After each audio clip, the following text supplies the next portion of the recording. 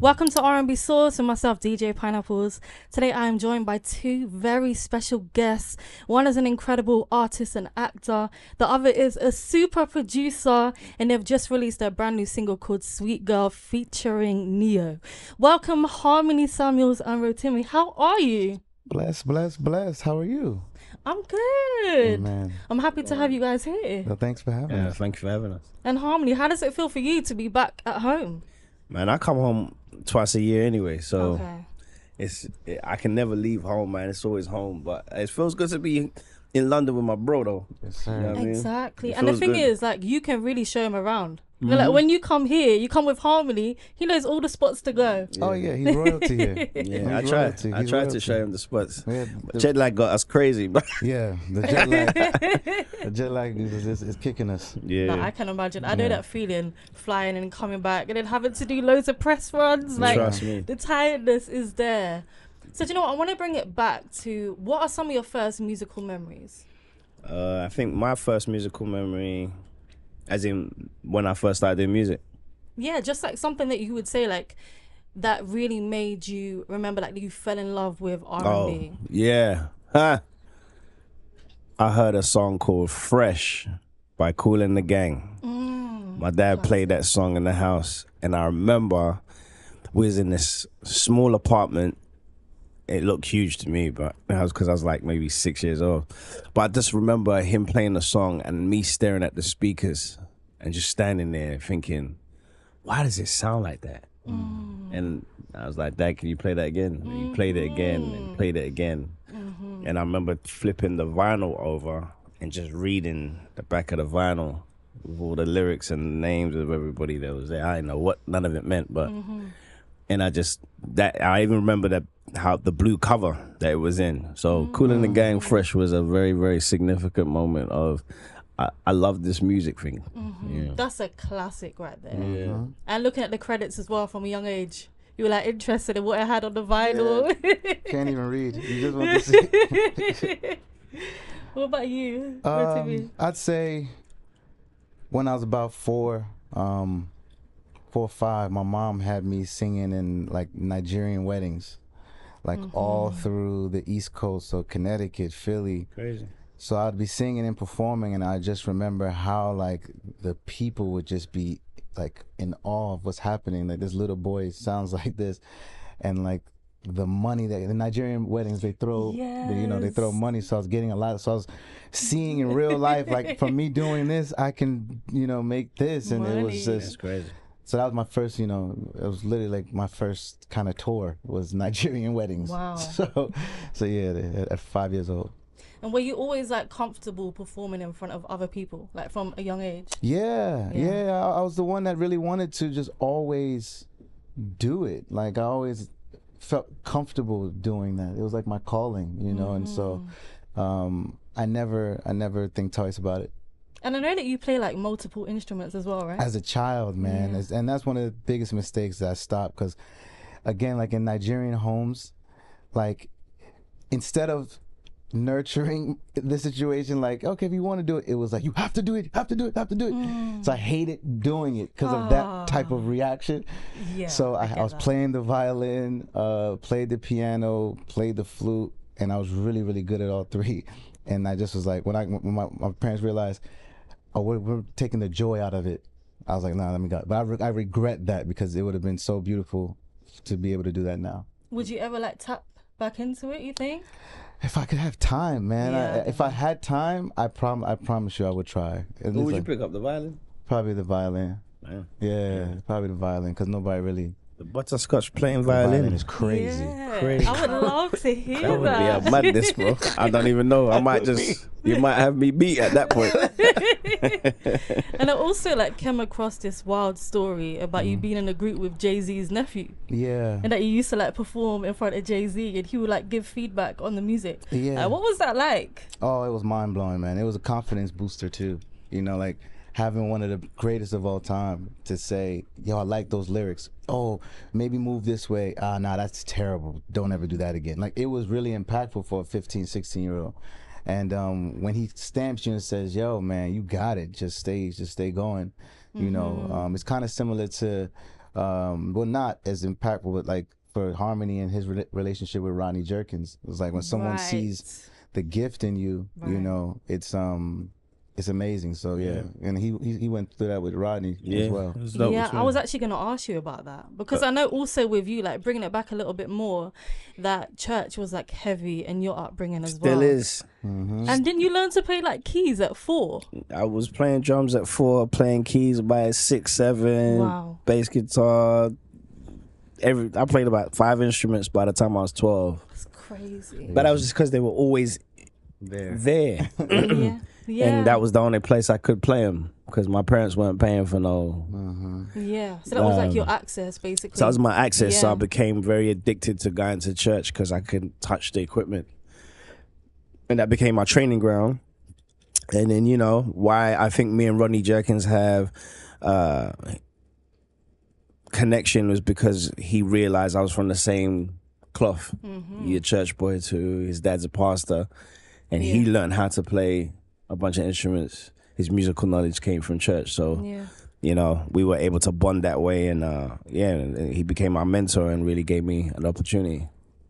And I heard that like before he reached out, let me know if this is true or not, that like you were thinking of being like a music teacher. Yeah, I was gonna I went on this one trip to New York, right? And it was I said, if this trip don't work out, I'm done. And I was gonna go back to like my old school and teach music. I was like, well, at least I can give this knowledge to some other kid who probably will make it, because I'd been trying for like 10 years straight, back to back to back, and it was just no's and no's and no's and no's, and get a little closer and it was like no, and it's just like, yo, what the hell is going on? And then London was very difficult when it came to especially being an R&B connoisseur, you know what I'm saying? Like, they really was like, it was really difficult to be part of our own culture. And if you weren't doing grime or funky house, it was kind of like, you know what I mean? Sure. So the only other option was to kind of explore America. Obviously went to New York, got discovered by a guy called Craig Kalman, who used to be the head of Atlantic Records, right? And he was like, can you go to LA tomorrow? I was like, yeah, I can go to LA. He's like, I'll fly you to LA. I want you to meet with another executive of mine. So when I'll go to LA to meet that executive didn't really fool with me. So I was in the studio talking to him and playing music. And instead of playing music and speaker, he put them in the headphones. Wow. And I was just standing there watching and listening to my music, and That's really weird. Uncomfortable. Yeah, it was awkward. But anyway, so while that was happening, my manager was in a meeting across town playing my music in the room next to Rodney Jerkins' meeting, and Rodney was hearing everything that was going on. So Rodney was like, yo, whoever this kid is, find him and bring him to me. So while I was being rejected by one meeting, I was being picked up in another meeting. Look at God. That's such a beautiful story. That's beautiful, bro. And Dark Child as well. Like by this time, like Dark Child was the man. Oh, he's a superhero. Like you have to understand. I was confused when they said, "Yeah, Ronnie Jerkins wants to meet me." I said, "Me for what? Like, what do he need me for? That guy is the biggest producer." But I understood it when I met him. It was like, I read somewhere, to be a great, you gotta serve one, or at least serve under one. And for me, I knew that for me to be the super producer I want to become, this is the internship program that I needed. And that's exactly what it was. I sat next to him close and watched him make Telephone for Lady Gaga. Wow. Watched him do Janet Jackson. He had Janet Jackson in one room and Sierra in another room at the same time. And he would walk from room to room. Like, was this like the feedback times? Yeah. So was D-Mal in the camp as D-Mal well? was with us, yeah. Wow. So me and D-Mal, Tommy Brown, we're all from the same camp. Wow, that's incredible. You know what I mean? So the competition was very high, very aggressive. And because we all had to compete with not just Ronnie Jerkins, the legend, but with ourselves, and we were all monsters in our own right. So it made us sharp, and it really taught us how to find our own lane and find our own path. But yeah, Ronnie's he's a monster, man. I've seen some great things in my life because of him. Yeah, he's such a legend. Definitely. And I just want to say to you as well, like being a UK producer going out to LA and being, you know, what you've become, like how inspiring that is for so much UK people. Yeah. That are writers and producers, being Wow. like, you know, Harmony done it, Varun Wade done it, Yeah, like yeah. it's possible, like we can have this life, you know. That was the whole point. Like, when the opportunity came, I was like, listen, I'm gonna do this so hard, and I'm just gonna let the work talk for itself, right? Right. And once the work speaks for itself, I want every UK creative to feel like they can do it too. And that's what kind of it was. That's why this is the first time I'm coming to the forefront. Like I always played in the background because I wanted the work. I just wanted people to hear the stories, hear the music and be like, yo, who's that? He's from London? What? Yeah. And so when I started to see that come through, I was like, all right, let me start telling my story. Yeah. And that's how me and Ro started, you know, he joined me on this journey for this Sweet Gurl single that we got right now. Yeah, I actually wanted to ask, like, how did you guys get connected? Like, what was the initial like session like? Like, what was the connection? Because you guys have a great chemistry working together. Well, you know, in 2015, 16, or one of those, we would always see each other at all these different events. So we'd be like, oh, I'm a Nigeria, you in Nigeria too, bro? It was like a fraternity. It's a fraternity, you know? It's like, yo, it's a fraternity, yo. Yes. So it's like, wherever you in the world, I got you. It Yes. was always that type of love for years before we actually linked. And again, in 2018, our first sessions were love rhythm and decisions and just the idea of literally just like, yo, let's make the identity of what's next in Afro beats. Like, what can we be? What can we put our stamp on? And kind of just taking samples and taking R&B melodies and R&B Afro dialect. All of these things we put as a gumbo pot, you know, and just it feels timeless. You know what I mean? And so we really wanted us to make records like that, but it's just been so seamless, man. Like every time, like, it's not even work, it's conversation, and then we work, and then back to conversation and laughs, and then it's a whole, it's like kicking it with my brother, you know, genuinely. So when you have Sweet Gurl and Neo a part of it, it only makes sense that, you know, it does what it usually does, which is win. And I'd love to know about Sweet Gurl. Like, I love the feel good vibe. And how did like Neo get on the track? Oh, I see. I've known Neo like, so after I worked with Chris Brown, a guy called Tango had reached out. Tango and Diesel reached out and was like, yo, Neo wants to go in with you. And I was like, wait, what? This is like 2011, 12. And we wrote a song called They Don't Make Them Like You No More. And it was a bet, actually, because on the beat, I made it scratch. So it was like, bunch, bunch, bunch, bunch. And so we bet him that he couldn't write the song to that scratch. That's crazy. Wow, that's And crazy. he won the bet, basically. But I made the album, and we stayed cool ever since, and always had a good relationship. He's always been a good brother. And so when I told him that I was working on a record with Ro, he said, let me hear it. He said, I love Ro. Send it to me. So I sent it to him, and it was like, I'll get back to you. And so I was nervous. He was like, I'm in LA, come check me. So I remember I drove over to the crib.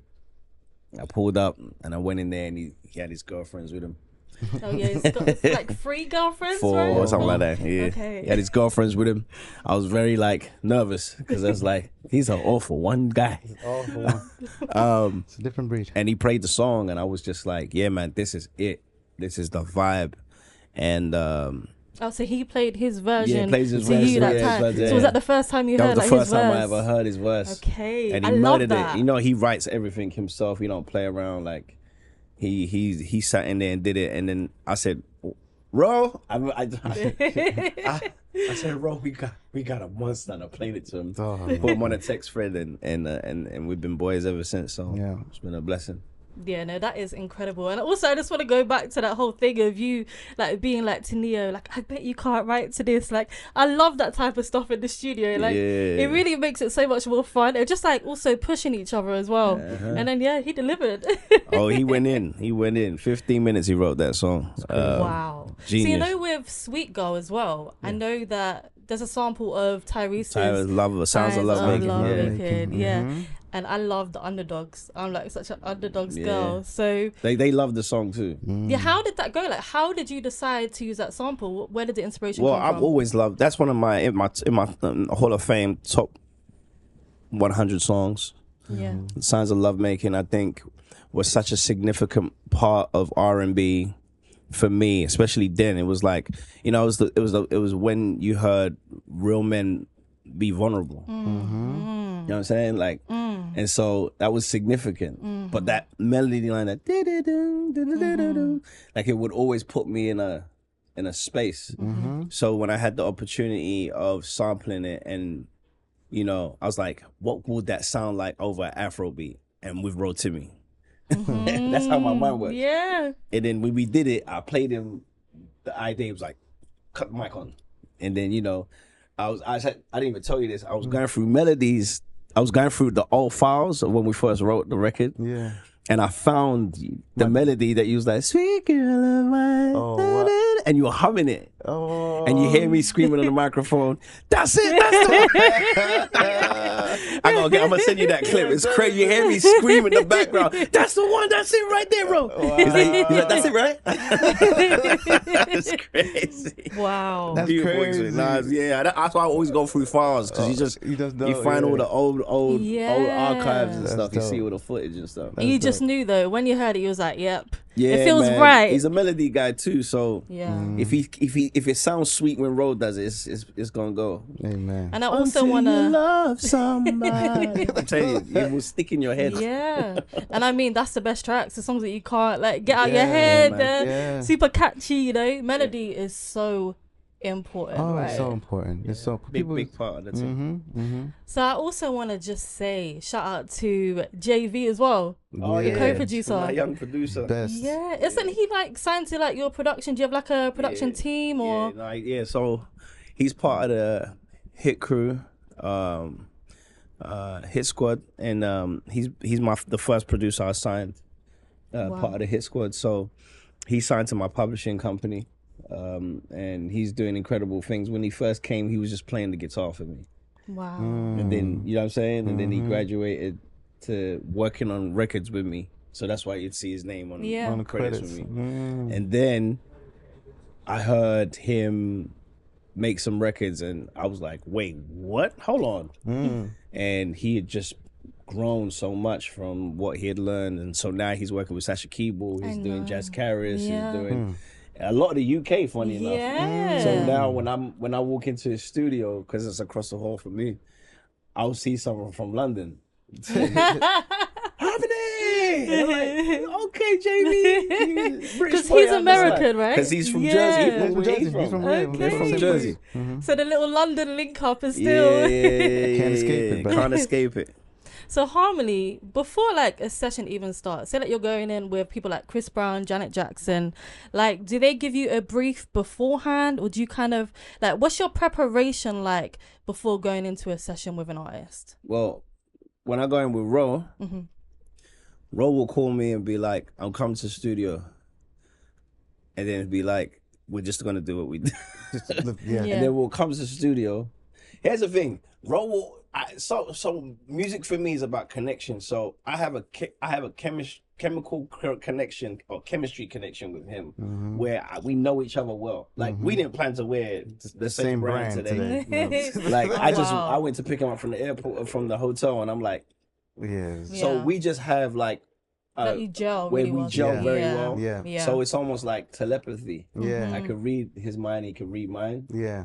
And so a lot of the time, I can feel the energy he's on, so I'm gonna create from wherever that is. With Janet, when she called me, she gave me a list that made no sense, and I said, "Okay, I'll be back." And I just went and prayed about it, and I was like, "Yo, God, you might have to figure this one out for me." And so I realized that every artist has a different method, and as a producer, your job is to become some kind of therapist and work and massage the ideas that they want to get out. Don't throw them away, don't ignore them, and definitely don't be disrespectful to them. But always understand, like, they're trying to get something across, and your job is to massage that into what we know. Into a song, yeah. A great record. And for it to feel safe in the Yeah. studio. Chris Brown was the environment. worst though. In what way? When I worked with Chris Brown, because Chris Brown would give you a list of 60 things he wants in a record. Oh, wow. Like, I want it to be, I want it to be like house, but then I need it to be hip hop. And then I need to be, if you listen to Say It With Me and All My Love, the music moves so much because Chris Brown He's literally super creative, described right? it like that. As You know what I'm well. saying? And Yeah. so that's how some people are. Some people are just so super creative. Chris Brown is dancing, doing dance routines while he's recording. We're already at the video shoot. Yeah, do you know, I spoke to Eric Bellinger about Fine China, and he was like, in the session, like, Chris came in, done the whole like dance thing, and was like, he had the whole music video down. Yeah. He was like, yeah, I know how it's gonna be. Like, the vision was there from the like Speaking session. of Eric, don't you have a record with Eric? Yeah, we do. Yeah, did pretty well too. Did really, really well. Did really, Eric really Bellinger is a great writer. And do you know what, Rotimi, I want to talk about like, how do you approach songwriting in a session? Like, is it like lyrics first or melody? It's always melodies, but I'm at the point where, like, the rooms that I'm in usually have someone who's just a writing expert, right? And a melodic god. So like, I'll put my 2 cents and I'll do what I do, and I'll usually kind of just say, I like this idea, and they'll take it and run.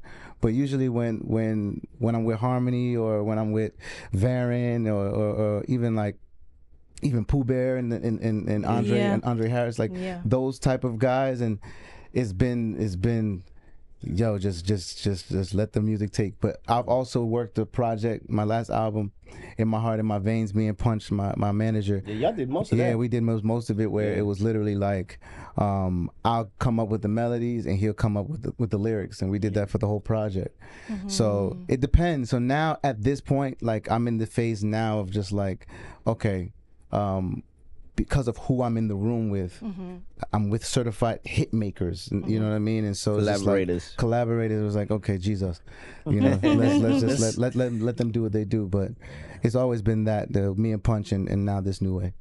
And I saw that you were in the studio with Andre Harris and Pooh Bear recently.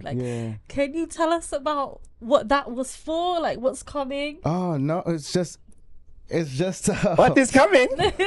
So Harmony and I, you know, have an album that we're going to be working on together.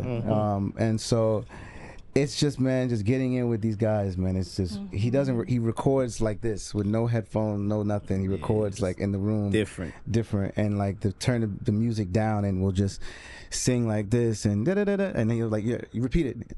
I'll sing. You're about Pooh Bear. Yeah. Pooh Bear. Okay. Sorry, Pooh Bear. So he'll be like, the clouds are this. And he's like, sing. Got it. Cool. Next. It's like the most, you have to be so confident as a. Does that really moves really quick? It moves really quick because he's vocal producing you. Yeah, in real time. And like, his musical ear is ridiculous. So like, working with him has been really fun, man. But there's certain people that you just have an this chemistry with, man. Like this is my DNA. You know, like this my musical DNA was created here. You know, and so it's just a beautiful thing. You can definitely hear that. And you know, you have like people that make magic together, like Dark Child and Brandy as well, like Aaliyah, Timbaland and Missy, like that special connection. So like, working with each other and collaborating, what are some of the biggest things that you've learned from each other, you would say? Trust the process. Trust the process is one of the things I'll say. Let go. Yeah, let go, and don't listen to too many opinions. Because when you're creating something, it's so dope that you said Brandy and Timbaland and Genuine and Aaliyah, and like Aaliyah and that. And it's so funny that you said that, because Jermaine Dupri and Usher. Right. Because Jermaine was with.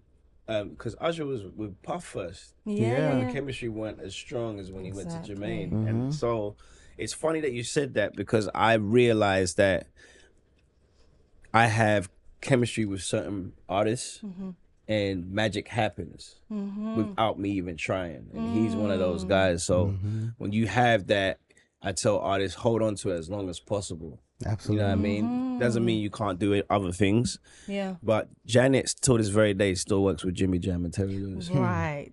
Even when I worked with her, she was like, hey, Harmony, I know you're great at what you do, but can you come with me to Jimmy Jam and Terry Lewis to do this record? Wow. Because that's her foundation. She understood you know what I mean? And Jimmy Jam and Terry Lewis, you know, embraced me obviously, and it was great to watch them do their thing. But it just made sense. And she still goes back. Same with Usher. Still goes back to Jermaine Dupri and be like, "Yo, Jay, I'm doing this album." So I think there's a connection when you can stay close to the power source. Absolutely. Yeah. With you both. Because it's not one stronger than the other. It's just the connection of the two of you. You know what I mean? And I bet like the sessions are more enjoyable as well. Yep. Just kind of like flows. Yeah. You're actually like brothers and friends. Yeah. So you don't feel as like, you know, nervous in a session Yes. or uptight. Yes. You can just be relaxed and be Yes. yourself. It is And very also I much guess like even talking about like songwriting concepts, you're going to be more open and more vulnerable in a space that you do feel safe. You feel like Yeah. it's family, you The know? conversations are that Yeah. too.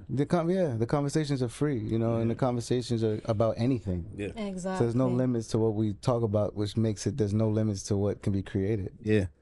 So do you know what? Harmony, I've got you on R&B Sauce. I need to ask you a question about Who? you producing the last Destiny's Child song.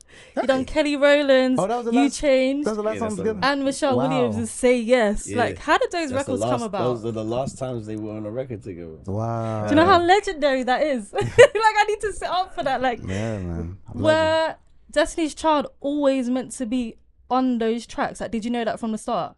Nah. So when I produced You Changed, it's so crazy that you know that. It's so wild. I don't know how people don't even know that. You Changed was so I met Kelly.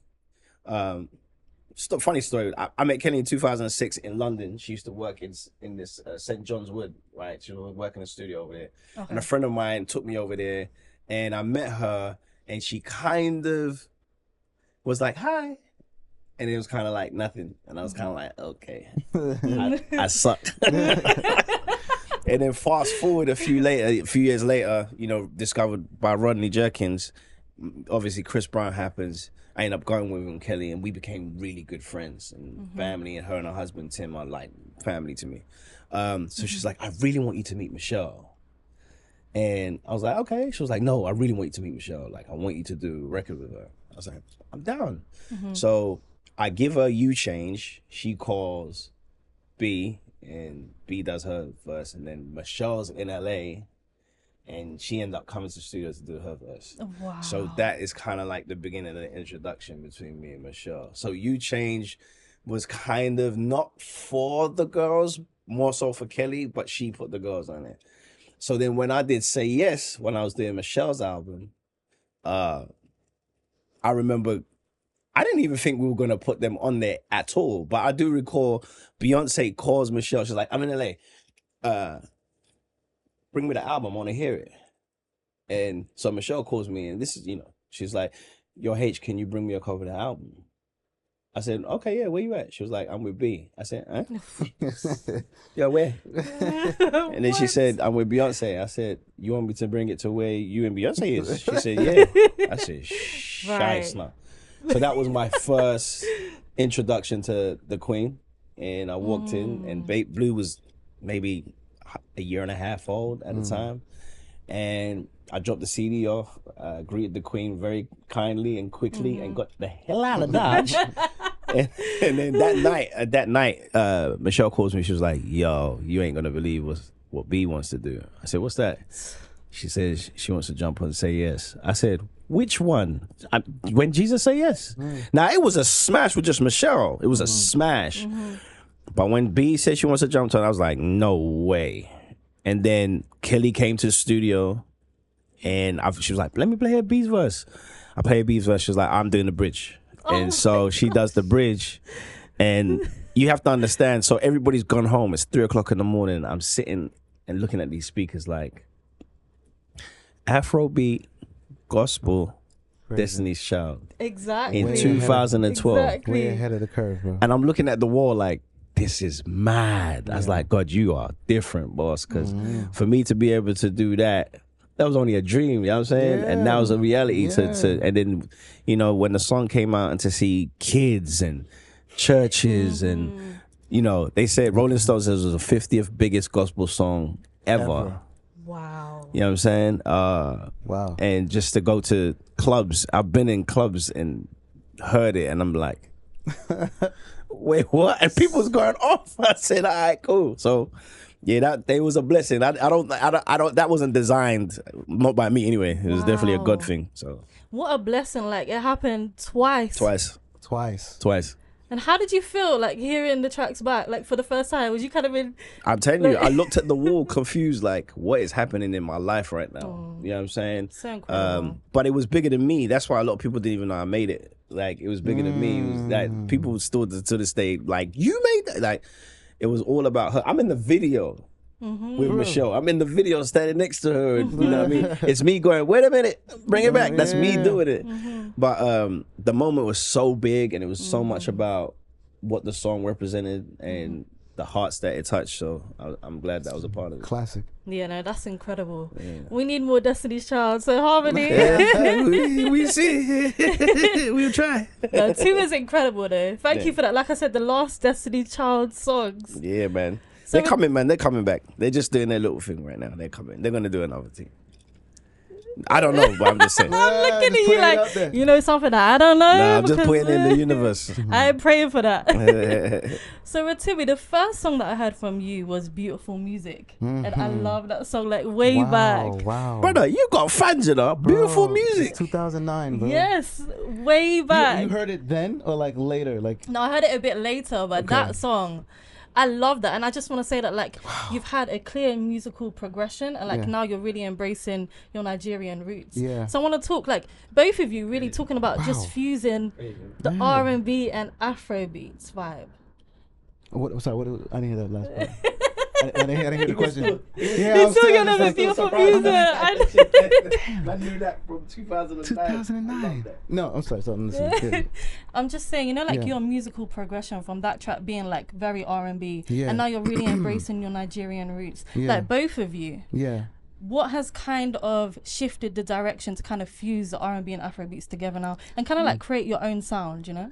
Well, again, since we've linked up, it created the sound naturally. It was just, this is who I am. You know, it's the best, it's a version of me being an African American.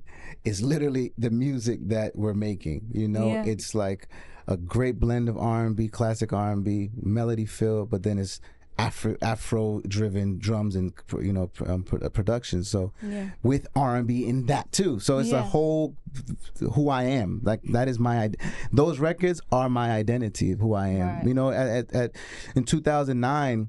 I was still trying to figure out who I was. So you'd have a song that you like, and then you'll try to sound like this artist and try to sound like this.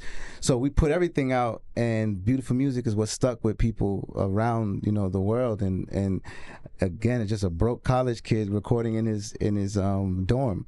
So when it started taking me different places while I was still in school, it was like, okay, this is something that I really need to pursue. But I still was just figuring out who I was. I wasn't even sure who Rotimi was at that point. You know, I was 20 years old trying to just figure out life, you know. And so as I've grown from conversations, as even just getting to know him and getting to know myself even, I was like, okay, this is exactly my DNA of who I am as an artist. And Afrobeats is killing it now. Oh, yeah. Like it is so huge. If you go back like 10 years, just seeing the progression of it. Yeah. It might have been one of the fastest progression I agree. I've seen in any genre in the last 10 years. I definitely agree. Yeah. And Harmony, your brothers produce as well, right? SOS, Sons of Sonics, Mo and Mikey. Yeah, man. I had to pass the baton on. Yes. You know, and I did it early too. I'll tell you a secret story that no one really knows. This is a story. So exclusive. So when I was working on Ariana Grande in 2011 and 12, my brothers were in college, right? Mo was in Hatfield. I think Mikey was, I can't remember where Mikey was, but they're both in university studying. And I'm working on Ariana Grande, and I was like, I had an idea, I had an epiphany, and I was like, I need to try and get these boys on now while I'm hot. So I asked them for their PROs because I had 8 songs on Ariana Grande's album. I said, ask for them PROs. I said, yo, send me your PROs. And I was like, why? I was like, just send me your PROs, your PROs next month. Yeah. And so I gave him 10% That's dope, on records. on 2 or 3 records. Wow. And credited them as love co-producers. that. Wow. And were they producing then? at No, that time? they were producing, but they never worked on those records. But it was an opportunity for me to kind of get sure they eat get- but also build them to their Exactly. production. So we was able to get them a publishing deal later. So that was the foundation to, and they worked hard. That's They did incredible. Rich 3-2 and a bunch of stuff. Yeah. But the Ariana Grande, they didn't even know who Ariana. They was like, yo, who's Ariana Grande, and why is this check hitting my account? Yeah, that so would have hard? been hitting. And, Wow. you know what I mean? And something they didn't know, all of a sudden 6 months later was on the radio everywhere. Yeah. But that was how my investment in helping them get in the space. You know what I I mean? love that. Putting your family on. Yeah, man. It's so important. And do you know what? Even your actual name is Harmony. Yeah. Yeah. You know how crazy that is? Yeah, it's definitely good. I ain't named Harmony for music sense, I tell you that. You can't sing though. You can't sing if you. No, it's not even definitely about. I sing. can sing, but it's not even that. My parents named me that because of, peace and harmony, and so my role is to unite in the family. I'm the one that unites everybody and keeps everybody together. But it works for both though, right? Yeah, for both worlds, it does. So guys, let's get into some of your favorites in R&B, okay? You can do this individually or together, however you feel. So what is your top 3 modern day R&B classic songs? I'm gonna have to say In My Bed. Yes, that's a 100%. huge I'm gonna have track. to say Love Rhythm. Yeah. That's a good one, I'm gonna have to say Sweet Girl. Yes. Those are my 3 modern classics. Yes. Yes. You killed that one. You killed that one. Listen, keep it on it. Right. You kind of messed me up there. I was like, you took all my favorite ones. What can I say? I'm gonna go outside of the catalog. Okay. And we're gonna pick outside. So, in how long? 10 years? I say 10 years, yeah. Ooh, there's a lot of songs in 10 years. It's a lot, bro. I don't know. You know can what? get it down to 3. For today, how you feeling right now? That's hard, man. It's tough. 10 years. My favorite 3 songs. I don't know. There's like 80,000 songs a week. I mean, you can give me 10 if you want. If you I think, okay. Frank Ocean. Take your pick. There's so many of them. But I'll say Frank Ocean definitely in the last 10 years is, Yeah. the one he did with Pharrell, I love. Sweet Life. Yes. Sweet It's a Life's great amazing. song. I mean, the whole Orange album, Yeah. Blonde, those are my 2 favorite albums. The last decade. Who else can I say? Another song. Leon Thomas. I'm gonna give him because I think Leon, and I like. You know what? I like the Mutt song. I think the Mutt song might be around for a while. I believe so too. Because I just think it touches on 90s, 2000 R&B in such a new way, and I think he has reminiscent vocal cords, vocal production like Jodeci in them. Yeah. He's But it's so super current, and he's super talented, musically gifted. Super. And Lucky Day's first album, Oh, you're lucky. That's crazy. when he first came out the Yeah. gate, kind of had me on a chokehold too. I know there's more. Those are the ones I remember right now. Painted. Yeah, that first album was That's major. crazy. Shout out to D-Mile. Right. I think that kind of swooped the space as a storm. I did a song called Why I Love You. I think it's gonna be here For a long time. with Major. And probably one of the biggest wedding songs of this decade. Absolutely. Yeah, so I think that's gonna rock for another 20 Yeah, years. we need them love songs, Yeah, right? love song. But there's so many. There's so many. Yeah. Like, I mean, Bruno Mars. Yeah. The Versace album was crazy. Where Yeah. you know what I'm saying? And the Silk Sonic as well. Silk another Sonic. D- See that? See, D-Mar. yeah. See what I'm saying? Yeah. We start on top of the hop because you be like, yeah, we're good. You know what I'm saying? Nah, I feel You you. know what I mean? So what about your R&B albums of all time? Okay. I got Thriller. I got impacted me. Jamie Foxx's first album. Oh, okay. Yeah, Jamie Jamie's Foxx crazy. was That was a dope album. I couldn't stop playing that. And plus, it was kind of like I didn't even know about acting yet, but I just admired him as just a creative. Like, how's he able to do both like that? Man, it's crazy. And so for me, I don't know. It just was the only thing I played for months, every song. And then I'd say Carl Thomas, Emotional album was the That's one. a big album, bro. Yes. Yeah, you know that really like that made me want to do R&B for real. Like, Carl Thomas. yeah, his tone, the videos, And he can Summer really Rain, sing. Emotional. Yes. Oh, You got me messed up, bro. Yeah, bro, like those three like really changed my life. was My First Love on that one or the one previous? That one. My First Love is my Yeah, tune as yeah, well. yeah. What? Yeah, so Fire. yeah. I love those fits. Fire. Thank you. I'm gonna go old school. Okay. Stevie Wonder, Songs in the Key of Life. Tough. Because he just, and he wrote and produced all of those records. Tough. Then I'm gonna come The GOAT. to the 90s. Yeah. I'm gonna say Brandy, Never Say Never. Wow. Really? That was Rodney Jerkins' like Yeah. breakout superhero. I'm Dark Child album, and that was the thing that made me go, you know what? I gotta be about this music business. I gotta be about producing because he did things that I was like, I didn't even know was possible in R&B musically. Yeah, that was like their first Yeah, project their first together. project together. You know Then it was what I like mean? Full Moon and everything. It was just The Boy Is Mine and nasty. And you worked with Brandy as well. Yeah, I love Brandy. She's the GOAT. She's the GOAT. And let me think of now I love this album because I feel like it was actually very underrated.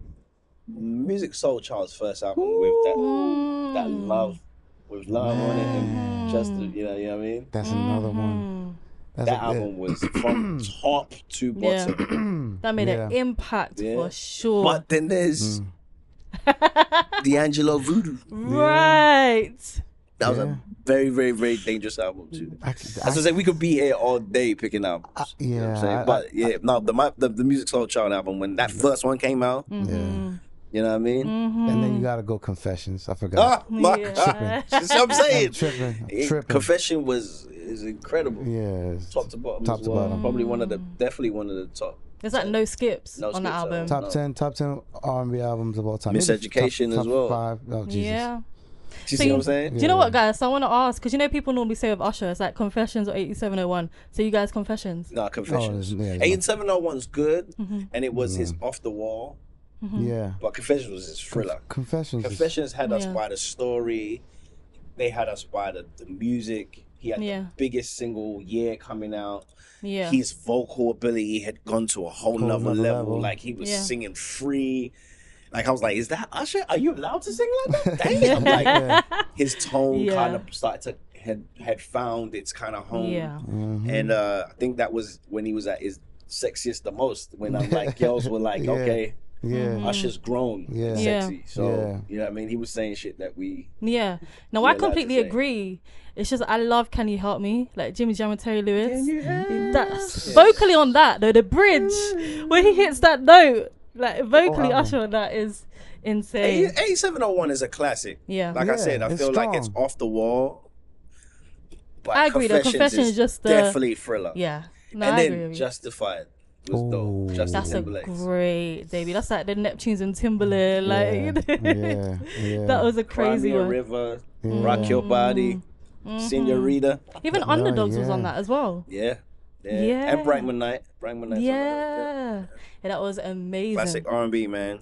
So you know what? Talking of albums, I want to know, is an EP coming? Is there a project coming? Like, what's happening? What can we expect for the rest of 2025? I'm dropping a compilation EP called R&B, Afrobeats and R&B. So that's R&B. And this compilation is a gumbo pot of my relationships, where I'm from, the people I love, you know, London to Lagos. You know what I'm saying? Yes. Rotimi is obviously the first single from it. Yes. obviously with Neo, and so I'm blessed to be able to stand next to him and be able to promote this record. We got Eric Bellinger. Oh, he's on it as well. 7th Streeter on it, Simmy's on it. Nice. Manny Wells is on it, Jazz Carrots is on it. Nice. Fireboy's on it. So we got some great collaborations. We have a super iconic person on it, but I can't mention that person's name. Oh, excited. But yeah, so Volume 1 is, you know, my love of music and, you know, a body of work that I put together with my friends and people I care about, and they care about me. Volume 2 I'm excited about too, because Volume 2 is going to be like, oh, you know what I mean? So the EP is called Fro and B. Welcome to the Fro and B show. And yeah. So is Volume 2 going to be Fro and B as well? Is it like a Yeah, compilation? it's like a compilation. We're going to do a trilogy trilogy version of it. And then we're going to progress to... It's telling us that we have to stop. Says, shut Well, up. we're nearly done. Get Don't out worry. of and then we're going to do the Fro and B trilogy. And then we're going to go into the Fro and G, which is the Afrobeats and Gospel album. Oh, Yeah, so- nice. So from the Say Yes, Yeah. and I was like coming. So now. it's all been like etched in, kind of like it's a blueprint that we're working towards. So Volume 1, is that coming soon? Yes, September. Okay. Yeah, drop in September. And then Volume 2, are you kind of like... Yeah, Volume 2 will be in the beginning of 26. Okay. Yeah. So you're putting it out quite... Consistently. Yeah, exactly. Aggressively.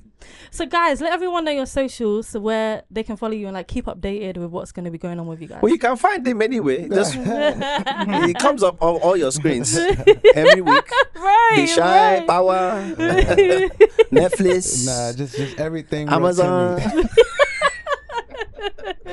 Everything Rotimi. Just reach out, man. It's love. Yeah, he's got such a unique name. He doesn't need no slashes or anything. Nothing.